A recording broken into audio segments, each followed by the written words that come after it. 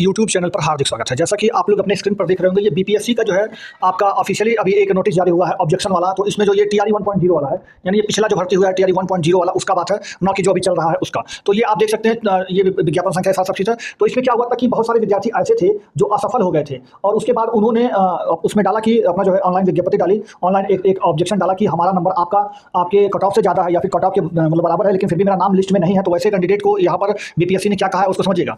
लिखा है 29/10 से 12/11 तक आपत्ति दर्ज करना शुरू की सूचना दी गई तथा लोग निर्धारित अवधि में कुल 1757 आवेदन प्राप्त हुए। मतलब 1757 लोगों ने अपना कंप्लेंट दर्ज किया। प्राप्त आपत्ति आवेदन पत्रों की समीक्षा की गई। पाया गया कि 741 आवेदन पत्र के साथ शपथ पत्र सत्यापित समर्पित नहीं किया गया, जो विचारणीय नहीं माना गया। यानी 741 लोग तो बिना शपथ पत्र के ही शपथ पत्र लगाए ही नहीं थे, तो इसलिए उनका वैसे भी रिजेक्ट कर दिया गया। बाकी जो बचे उसमें से शेष में से 498 ऐसे मामले हैं जिसमें अनारक्षित कोटि का जो 39 नंबर से अधिक प्राप्ति से संबंधित है, तो उन्होंने अनरिजर्व कैटेगरी से उन्हें प्राप्त। जैसे कहने का मतलब कि वो बोल रहे हैं कि मेरा तो 39 नंबर से ज़्यादा है तो भी मैं सेलेक्ट क्यों नहीं हूँ। तो भाई ज़्यादा है तो भी 39 नंबर से ज़्यादा है फिर भी सेलेक्ट क्यों नहीं। तो बीपीएससी का जवाब ये है कि वो मिनिमम क्वालिफाइंग नंबर है, आप उससे ज़्यादा लाएंगे वो हमारा इससे मतलब ये नहीं नौकरी मिल जाएगा। तो मिनिमम क्वालिफाइंग नंबर से ज़्यादा लाना है, लेकिन आपको मेरिट बी में भी आना है। यही बात उन्होंने यहाँ पर कही है। बाकी 779 लोगों ने ऐसा कहा कि या तो उनकी बीएड योग्यता, डीएलएड योग्यता या बिंदु पर गलत सूचना दी गई है उसके अपने प्रश्न पत्र में, तो मतलब इसके कारण भी उन लोगों का रिजेक्ट कर दिया गया। और 9 वैसे अभ्यर्थी हैं जो जंतु विज्ञान के कट ऑफ से संबंधित आपत्ति आवेदन समर्पित किए, जबकि जांच की गई। जांचों उपरांत पाया गया कि परीक्षा फल में जंतु विज्ञान का कट ऑफ 51 है। लिपिकीय भूल से 51 की जगह 50 कट ऑफ अपलोड हुआ है। जंतु विज्ञान विषय में जिन जिन अभ्यर्थियों का कट ऑफ 51 है वे जन्मतिथि के आधार पर असफल घोषित किए गए हैं।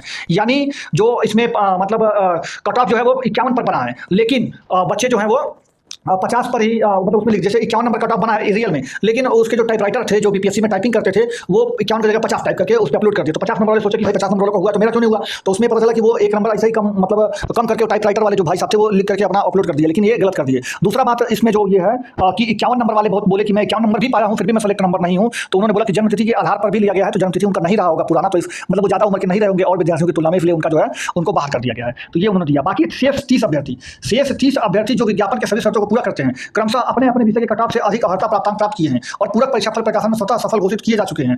इस प्रकार विज्ञापन संस्था में ऑनलाइन पोर्टल के माध्यम से सभी प्राप्त विद्यार्थियों का निश्चय विस्तृत किया जा चुका है। यानी ऑनलाइन के माध्यम से जितने भी लोग कंप्लेंट दर्ज किए थे सबका वो लोग सुन चुके हैं, सब पूरी बात अपनी बता चुके हैं। हालांकि जो 30 विद्यार्थी थे वो विज्ञापन के सभी शर्तों को पूरा करते थे और कट ऑफ को पार भी किए थे, पूरक परीक्षाफल प्रकाशन में स्वतः वो सफल घोषित किए जा चुके हैं। यानी इन 30 विद्यार्थियों का रिजल्ट पहले ही दिया जा चुका है, वो पहले ही सफल घोषित किए जा चुके हैं जो 30 लोगों ने और आपत्ति दर्ज कराई है। तो ये बात उनको पूरा समझ में आ गई। 1700 लोगों का जो था वो डाटा उन्होंने दे दिया, पूरा उनका ऑप्शन खत्म हो गया। अब आप जो है मैं आपको एक जरूरी सूचना बताता हूँ। देखिए फ्रेंड्स, आप लोगों को पढ़ाई करनी होगी। बीएसएससी का आपने फॉर्म भर रखा होगा, बिहार स्टेट वाला जो है आपका जो 10+2 वाला, जिसमें लेखपाल वगैरह पटवारी वगैरह की जो वैकेंसी आई हुई थी और भी सारी वैकेंसियां हैं उसमें, ग्राम विकास अधिकारी वगैरह की। तो उसमें साइंस का पोर्शन बहुत अच्छा है। तो उसके साइंस के पोर्शन के लिए मैं यहाँ पे अपना एक यूट्यूब चैनल है मेरा, राहुल ज्ञान सरोवर करके, आप इसमें आकर जुड़ जाइएगा। राहुल ज्ञान सरोवर आप सर्च करेंगे तो आपको ये वाला यूट्यूब चैनल मिल जाएगा। आप इसमें जैसे ही आएंगे आप यहाँ पर देख सकते हैं मैंने 2 वीडियो अपलोड कर दिए हैं, आज का भी और कल का भी मैंने वीडियो अपलोड कर दिया। तो आप लोग यहाँ पर आकर के अपना पढ़ाई कर सकते हैं। इसमें मैंने एनसीईआरटी और एससीईआरटी का कोर्स मैं कंप्लीट कर रहा हूँ। इसके साथ ही साथ मैं अनअकैडमी पर भी हूँ, तो आप अनअकैडमी पर भी आकर के पढ़ सकते हैं। मैं उसका बता देता हूँ आपको। हाँ तो फ्रेंड्स, मैं आपको बता दूं कि मैं अनअकैडमी पर एक क्लास ले रहा हूं जो कि एनसीईआरटी और एससीईआरटी का जो साइंस पर पैटर्न पर आधारित है। जैसे आप लोग एस्टेट की तैयारी करने अब चलेंगे, एस्टेट जो है वो आपको तैयारी करना है, जिसमें आपको साइंस वाला जो पोर्शन है वो सारा मैं इसमें कवर कराने वाला हूँ। तो एस्टेट का, उसके साथ ही साथ मैं एस्टेट का टीचिंग वाला एप्टीट्यूड भी आपको कवर कराऊंगा। और मैं उसके साथ ही साथ जो बिहार एसएससी जो आया हुआ है, बीएसएससी जो है, बीएसएससी बिहार एसएससी 10+2 वाला जो वैकेंसी है, उसमें भी जो साइंस का पोर्शन है उसमें भी मैं क्लास ले रहा हूँ। तो आप अनअकैडमी पर जुड़कर पढ़ना मुझसे ना बोले। अनअकैडमी पर आप कैसे जुड़ सकते हैं? तो अनअकैडमी पर जुड़ने का लिंक जो है आपको डिस्क्रिप्शन में, चैनल के आप कमेंट बॉक्स में भी और हर जगह, और टेलीग्राम ग्रुप में भी आप इसका जो है चैनल का लिंक पा सकते हैं। आप वहां से जाकर के अनअकैडमी पर क्लास ले सकते हैं। और अगर आप यहां से लिंक के माध्यम से नहीं जा रहे हैं तो आप अनअकैडमी पर सर्च करेंगे राहुल गुप्ता, तो आपको यही वाला फोटो लगा हुआ आपको उसमें मिल जाएगा। आप वहां पर जान करके अपना ट्राई करके आप पढ़ सकते हैं। 2 वीडियो मैंने अपलोड कर दिया अनअकैडमी पर भी, और वैसे राहुल ज्ञान सरोवर में भी आप पढ़ सकते हैं आकर के। वहाँ पे फ्री ऑफ कास्ट, दोनों जगह फ्री ऑफ कास्ट है। तो आप पढ़िए आकर के और अपना सिलेक्शन लीजिए। तो चलिए हम वीडियो को आगे बढ़ाते हैं। इनका कट ऑफ से ऊपर नंबर, लेकिन वो बीपीएससी के चलते, उनकी गड़बड़ी के चलते 61 नंबर है और दिया है 28 नंबर। क्लेम करने का समय था, इन लोगों ने क्लेम किया, क्लेम में इनके लेटर को खारिज भी नहीं किया। हमको समझ में नहीं आ रहा है। जब शिक्षा विभाग ने विधानसभा के भीतर लिखित में ये जवाब दिया कि जितने अनएलिजिबल कैंडिडेट होंगे और जितने मल्टीपल रिजल्ट दिए गए, इन दोनों सीटों पर हम लोग पूरा रिजल्ट निकालेंगे, सप्लीमेंट्री रिजल्ट देंगे। उसके बाद इसको कम संख्या करके भेजना और उसमें से भी कम संख्या पर 2700 केवल पर रिजल्ट देना, ये हमें समझ में नहीं आ रहा है। एक ही पद है, उसके लिए आप कितनी बार बहाली निकालेंगे? तो पहली बार बहाली में जितने पद निकाले थे, विभाग को चाहिए, सरकार को चाहिए कि उसको पहले भर दें, उसके बाद जो पद हम उसको करेंगे। अब इसका एक बहाली आपने अनाउंस कर दिया कि हम 1,90,000 को 9,000 को लेंगे, उसमें आप ले रहे हैं 60,000 70,000 ही ले रहे हैं। फिर तो जनता में तो क्या भाई कि 1,09,000 बहाली हो चुका है, फिर आप ला रहे हैं 1,22,000, फिर इसमें आप काट लेंगे, फिर बहाली लाएंगे। फिर तो बहाली सिर्फ शो करने का चीज़ नहीं है। इससे जो अभ्यर्थी हैं, जो मिनिमम कट ऑफ पार किए हुए लोग हैं, उनके अंदर निराशा होगी। और इसीलिए मैं तो ये भी देख रहा हूँ कि कई सारे अभ्यर्थी इस तरह के भी हैं जिनका कट ऑफ से ऊपर नंबर, लेकिन वो बीपीएससी के चलते, उनकी गड़बड़ी के चलते 61 नंबर है और दिया है 28 नंबर। क्लेम करने का समय था, इन लोगों ने क्लेम किया, क्लेम में इनके लेटर को खारिज भी नहीं किया गया है, क्योंकि खारिज हो जितने क्लेम हुए उन सबको अनाउंस कर दिया गया है, तब भी इनका रिजल्ट पूरक में नहीं आया, सप्लीमेंट्री में नहीं आया।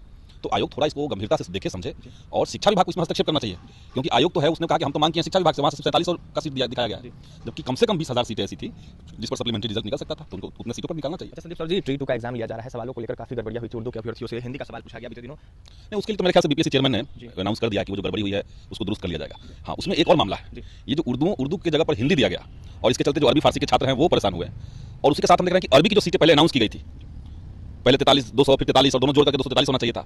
अब जो रिवाइज करके इन लोगों ने रिक्तियाँ निकाली बाद में, तो उसमें दिखा रहा है कि अरबी की सीट 0 है ही नहीं, तो और सब बच्चे फॉर्म भरे हुए हैं। तो बीपीएससी इसको भी समझे कि भाई ये कहाँ पे त्रुटि हुई है, अरबी का सीट जो है वो कैसे अचानक से 0 हो गया, जबकि सीटें जो खाली थी उसमें पहले की खाली सीटें को जोड़ी गई है। तो ये सब चीज़ों को ध्यान देना चाहिए, सब आप लोग बीपीएससी से भी पूछिए। इन दिनों छठे फेज वाले जो शिक्षक बाहर हो गए हैं 22,000 करीब, वो लगातार परेशान चल रहे हैं, ऐसे में आपसे भी लगातार जुड़ रहे होंगे, उन छठे फेज वाले शिक्षकों का क्या होगा? अब उसमें देखिए करना सरकार को है, हमने माननीय मंत्री जी से बात की, हमने कहा था कि उसमें आप बीच का रास्ता निकालिए। अगर कोई कोर्ट इस बात को लेकर के दोबारा कुछ सुनने को तैयार नहीं है, तो या तो हायर बेंच में जाना होगा सरकार को। अगर हायर बेंच में भी मामला नहीं बनता है, तो ये जो 22,000 टीचर हैं इनको 6 to 8 में समाहित सरकार करे, एक अध्यादेश इस तरह का लाए कि बीएड करने वाले इतने टीचर को हम 6 to 8 में शिफ्ट कर रहे हैं, ये सरकार की पावर में है। जो फॉर्म है वो आपका आ चुका है, तो एस्टेट के फॉर्म का मैं ज़्यादा तुम्हें बताऊंगा, लेकिन आप जानिए कि 14 तारीख से लेकर के आप 2 जनवरी तक इसका फॉर्म फिलअप कर सकते हैं।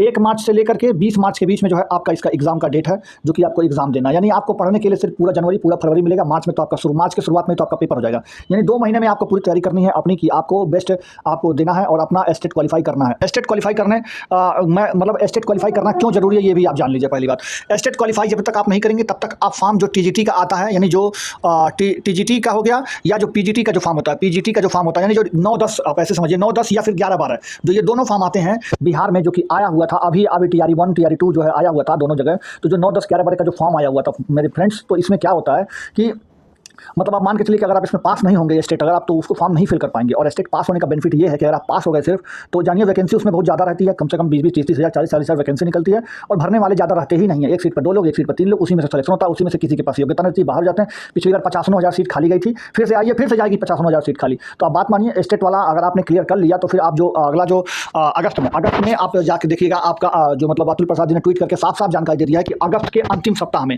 यानी अगस्त के लास्ट वीक में आपका जो टीआरई 3.0 का मतलब फिर से कराया जाएगा। यानी जो टीआरई 3.0 है, यानी तीसरे नंबर का जो टीआरई होगा जो इसके बाद आएगा, वो आएगा अगस्त के महीने में। तो अगस्त के महीने में एक बार और आपका टीचर एग्जाम का मतलब हर साल आएगा वो तो, लेकिन अगस्त के महीने में फिर से आएगा आपका टीचर का रिक्रूटमेंट, और आप उसमें फॉर्म फिलअप कर पाएंगे, क्योंकि इसका जो रिजल्ट है वो आपको मई में देखने को मिल जाएगा। यानी मार्च में आप पेपर देंगे, मई में आपका रिजल्ट आ जाएगा, जो कि मैंने आपको पहले बताया भी था। और मैं उसका भी पीडीएफ डाल दूंगा कि जो कैलेंडर है स्टेट का, उसका भी पीडीएफ अपने टेलीग्राम ग्रुप में ऑनलाइन ट्रैकवे वाले में वो मैं डाल दूंगा, ठीक है। तो ये तो आपको रही बात ये सब जानकारी देने की। अब मैं इसे बता देता हूँ कि आपकी इसमें पूछा क्या जाता है। तो पूछा जाता है जो वो मैं आपको दिखा देता हूँ। देखिए ये पैटर्न है परीक्षा का, आपको स्पष्ट नहीं दिख रहा होगा, लेकिन मैं आपको बता देता हूँ। परीक्षा का पैटर्न होता है, कुल 150 नंबर का ये प्रश्न पूछा जाता है। इसमें कुल 150 नंबर में आपका जो 50 नंबर जो होता है, वो 50 नंबर जैसे आपने बीएड कर रखा है जब, तो बीएड से रिलेटेड चीज़ें जैसे आपकी पेडागॉजी वगैरह जो होती है, टीचर से संबंधित जो प्रश्न पत्र होते हैं, वो 50 नंबर में पूछे जाते हैं आपके पेडागॉजी वगैरह में। तो ये 50 नंबर के बाकी 100 नंबर जो होता है वो जनरल क्वेश्चन होते हैं। जैसे मान लीजिए आप मैथ से स्टेट दे रहे हैं तो मैथ के क्वेश्चन रहेंगे आप में। जैसे आप साइंस से स्टेट देना चाहते हैं तो साइंस के क्वेश्चन रहेंगे। अगर आप हिंदी से देना चाहते हैं तो हिंदी के रहेंगे। मतलब जिस सब्जेक्ट से आप स्टेट की परीक्षा देंगे वो सब्जेक्ट आपका जो है 100 क्वेश्चन रहेगा। उसके बाद जो 50 क्वेश्चन जो आपका बचता है वो आपका बीएड के संबंधित जो पेडागॉजी होती है, टीचर वाला जो शिक्षण मटेरियल होता है वो रहेगा। अब मैं आपको बताता हूँ एक चीज़ और, कि जो एस्टेट है उसका मैं आपको तैयारी भी कराने वाला हूँ। पहली बात तो जो एस्टेट की तैयारी होगी वो आपकी मतलब आपको वो उसका मिल जाएगा, और सब कुछ यहाँ पे फ्री आपको मिलेगा, फ्री ऑफ कॉस्ट, कोई भी आपको पैसा देने की जरूरत नहीं होगा, सब कुछ फ्री मिलेगा। एस्टेट की तैयारी मैं आपको कराने वाला हूँ। और मैं जो बिहार एसएससी आया है, बिहार एसएससी यानी बीएसएससी वाला जो है, बिहार एसएससी वाला जो 10+2 का जो वैकेंसी आया था, उसमें मैं साइंस का क्वेश्चन ऑलरेडी करा भी रहा हूँ। तो आप मेरे से जुड़ करके जो है एस्टेट के साथ साथ एस्टेट भी और उसके साथ साथ बिहार एसएससी वाला भी, तो बिहार का एसएससी वाला जो है वो भी आप जो है आप पढ़ सकते हैं। इसके लिए आपको मेरे दूसरे वाले चैनल, जिसको मैं आपको भी दिखा देता हूं, तो उस चैनल पर आकर के आप मेरे से वो सो पढ़ाई कर सकते हैं। मैं आपको दूसरे वाले चैनल आपको दिखा देता हूं, उस चैनल पर आकर के आप आराम से अपना पूरा कोर्स कर लीजिएगा, फ्री ऑफ कॉस्ट मिलेगा। और मैं अनअकैडमी पर भी पढ़ाता हूं, तो अनअकैडमी का लिंक भी उसमें आपको मिल जाएगा। तो देखिए फ्रेंड्स, ये वाला मेरा नया यूट्यूब चैनल है, ये मैंने अभी कल ही क्रिएट किया है, और इसमें मैं क्लास अब डेली लेने वाला हूँ आपका, और इसमें सारा क्लास आपको मिलेगा। तो राहुल ज्ञान सरोवर आप करके यूट्यूब पे सर्च करेंगे तो आपको ये वाला आपको चैनल मिल जाएगा।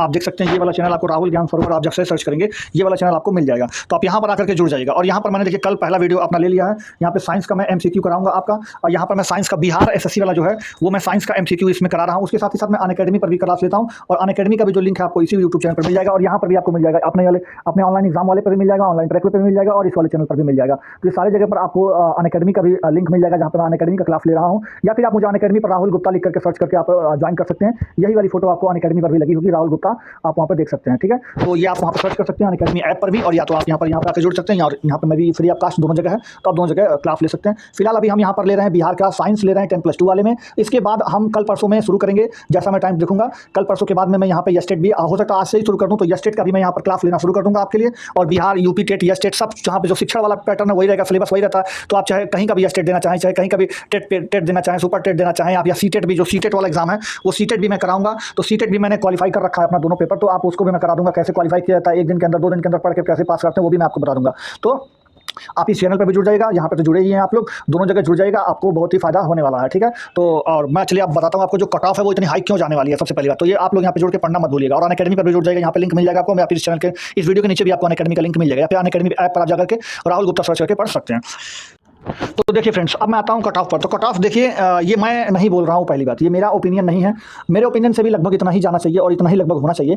बट ये जो नवीन सर हैं, आप इनको बहुत अच्छे से जानते होंगे। ये नवीन सर बिहार के एक काफ़ी फेमस टीचर हैं, इनका खुद का प्लेटफॉर्म रुकमनी इस तरह का इनका पब्लिकेशन चलता है, तो आप इनको मतलब आप इनको जानते ही होंगे।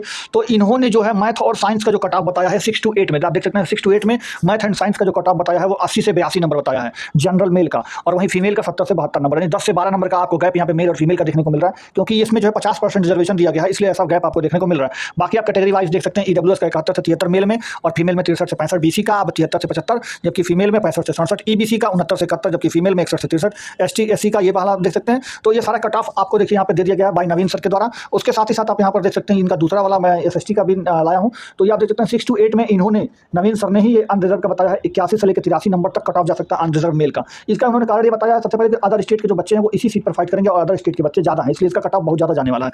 और बाकी फीमेल का 71 से 73, ईडब्ल्यूएस का ये वाला सिस्टम चलेगा। तो यहाँ पे आप देख सकते हैं अपना अपना कट ऑफ आप लोग स्क्रीन पर है, आप लोग देख सकते हैं कि कितना मेरा जाने वाला है। ईबीसी एससी एसटी सबका यहाँ पर दिया गया है। तो कट ऑफ इतना हाई हो जाएगा क्योंकि अदर स्टेट का फैक्टर है। दूसरा बात क्या है, दूसरा बात ये है कि जो महिलाओं का रिजर्वेशन है 50%, इसलिए महिलाओं का कट ऑफ तो कम जाएगा, बट मेल का जो कट ऑफ होगा वो ज़्यादा जाने वाला है। सीटों के हिसाब से भी है, कुछ पेपर आप लेवल के हिसाब से भी था, कुछ पेपर तो कठिन थे, बट कुछ पेपर मतलब उतने कठिन भी नहीं थे कि आप नहीं कर सकते, अच्छा लेवल था। मैं यहाँ पे 6 to 8 में अगर मैं बात करूँ तो एसएसटी के पेपर में कुछ क्वेश्चन जैसे आपका भूगोल वगैरह कुछ क्वेश्चन कठिन थे, बट बाकी सारे क्वेश्चन करने लायक थे। वहीं अगर मैं मैथ साइंस की बात करूँ तो मैथ में भी कुछ क्वेश्चन कैलकुलेटिव थे और कुछ क्वेश्चन थोड़ा सा टफ थे, बट बाकी सारे क्वेश्चन करने योग्य थे। ऐसा नहीं था कि सारा क्वेश्चन ही कठिन था या सारा क्वेश्चन ही गड़बड़ था। तो ये सारी चीज़ें हैं। तो आपको मैंने कट ऑफ भी आपको बता दिया कि क्यों इतना कम जाएगा या क्यों इतना ज़्यादा जाएगा, दोनों चीज़ें आपको क्लियर हो गई होंगी। अब मैं आपको बात करता हूँ जो सीटें खाली हैं, जो पहली वैकेंसी में टीआरई 1 में जो सीटें खाली हैं उसमें जो आपका मेरिट लिस्ट है तीसरी वाली, वो कब आएगा और कैसे आएगा।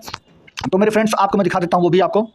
तो फ्रेंड्स देखिए, जो पहला चरण है आपका जो प्रथम चरण है उसके प्राथमिक शिक्षक की नियुक्ति में कट ऑफ जो संशोधित होकर जारी कर दिया गया ये रहा। पहली बात तो सीटें ही नहीं दी हैं तो कहाँ से कट ऑफ का मतलब आता है, यानी इन्होंने सिर्फ और सिर्फ ये 467 और ये 21 यानी दोनों मिला दिया अगर मान लीजिए तो ये मतलब 500 पकड़ लीजिए, 500 सीट पर ही जब ये सप्लीमेंट्री रिजल्ट लाएं तो कट ऑफ कहाँ से डाउन होगा। आप खुद सोच के देखिए, 500 बच्चे तो रहते ही हैं अमूमन एक ही नंबर पर, तो इतना जब कम सीट पर लाएंगे तो कट ऑफ कम होने का कोई चांस ही नहीं था। तो यहाँ पर देखिए 67 पहले भी था, 67 अभी भी है, केवल डेट ऑफ बर्थ में ही निपट गए हैं लोग, तो 500 सीट पर ही लाए हुए हैं। जबकि अभी मैं आपको उनका वास्तविकता भी बता देता हूँ कि वास्तविकता में करीब 20-22 हज़ार सीटें अभी भी खाली पड़ी हुई हैं, जिस पर सप्लीमेंट्री रिजल्ट इनको देना ही पड़ेगा। छात्र धरना भी कर रहे हैं, बहुत सारे स्टूडेंट के जो आपके मतलब एक तरह से संघ बनाए गए हैं या फिर जो भी है, और बहुत सारे लोग स्टूडेंट का साथ दे रहे हैं। तो वहाँ पर पटना में काफ़ी धरना चल रहा है और इसका बेनिफिट मिलेगा, तीसरा मेरिट लिस्ट आएगा ही आएगा। अब मैं चलिए आपको दिखा देता हूँ कि सीटें कितनी बची हुई हैं। यहाँ पर अगर आप देखेंगे, ये आप देख सकते हैं फ्रेंड्स, यहाँ पर अगर आप देखेंगे तो कुल मिला के 1,20,000 का रिजल्ट दिया गया था, इसमें से 97,000 लोगों ने ही योगदान किया, यानी आपको यहाँ से पकड़ के चलेंगे तो आपको 23,000 सीट जो है ये खाली थी। अब 23,000 सीट में से जो है इन्होंने कितना रिजल्ट दिया है तो 4,500 के लगभग 4,700 दिया है, यानी आप अगर 5,000 भी रख लेते हैं तो 23 में से 5 अगर आप घटा भी देते तो 18-19,000 सीट करीब खाली है। अब इन 18,000 में से जो है सीटों में से प्राइमरी की कितनी खाली है इसको आप यहाँ से देख सकते हैं। यहाँ पर आप देखिए प्राथमिक शिक्षक में 70,000 को चयनित किया गया था, लेकिन 58,000 नहीं केवल योगदान दिया है, यानी 12,000 यानी 18,000 सीटों में से जो अभी खाली है उसमें से तकरीबन 12,000 सीट अभी केवल और केवल पीआरटी में खाली है, यानी प्राइमरी में खाली हैं। तो इस सीट पर जो है उनको तीसरी मेरिट लिस्ट देनी ही पड़ेगी, आज दें कल दें परसों दें, लेकिन देना तो पड़ेगा ही पड़ेगा, क्योंकि आखिर ये सीटें जो खाली हैं ना उसको आपने टीआरई 2 में जोड़ा है ना ही कुछ और किया, क्योंकि टीआरई 2 में जो सीटें आई थी वो 70,000 वो 10,000 जो सीटें आई थी वो मैं आपको बता दूं कि वैकेंसी तो आई थी 79,000 में लगभग, यानी 79,000 80,000 के करीब वैकेंसी थी। 80,000 में से 10,000 का तो आपने रिजल्ट ही नहीं दिया था, क्योंकि 70,000 का तो रिजल्ट ही दिया था, तो 10,000 जो रिजल्ट नहीं दिया था वही वैकेंसी आपकी टीआरई 2.0 में आई हुई है। तो 10,000 तो वो खत्म हो गया वहीं पे। लेकिन जो 70,000 का रिजल्टवा दिया था, उस रिजल्टवा देने में भी योगदानवा में आप मान के चले तो 58,000 लोग तो योगदान दिए हैं। तो जो 70,000 का रिजल्ट दिए थे, जिनका पास दिखाए थे, जिनको नियुक्ति पत्र दिए थे, उसमें से आप मान के चलिए कि आपका 12,000 लोग अभी भी खाली हैं। और इस 12,000 सीट पर ना ही कोई मतलब TRE 2.0 में गई है, ना ही ये सीट कहीं और गई है। ये सीट केवल खाली है, खाली है, खाली है। और इस पर आपको सप्लीमेंट्री रिजल्ट देना पड़ेगा तो पड़ेगा। और ये सप्लीमेंट्री रिजल्ट आपको जल्द ही देखने को मिलेगा, जो कि मेरे उम्मीद ये है कि आपको 1 हफ्ता का समय के अंदर आपको सप्लीमेंट्री रिजल्ट देखने को मिल सकता है। उसके बारे में सूचना आपको मिल सकती है, क्योंकि इसके लिए सौरभ चौधरी जो सांसद है, विधायक है, सांसद नहीं है, विधायक है, वो भी आवाज़ जोर शोर से उठा रहे हैं। तो आशा करते हैं आप लोग को पूरी बात समझ में आ गई होंगी। अब मैं आपको जो बता रहा हूँ वो समझिएगा। तो आप लोगों को जो है आप